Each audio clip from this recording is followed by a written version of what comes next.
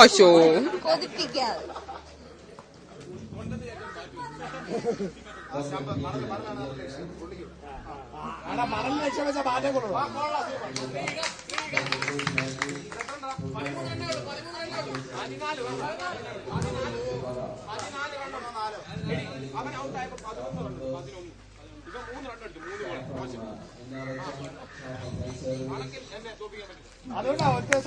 ആരാ പഠിപ്പിച്ചേ? യു മിണ്ടരിക്ക്.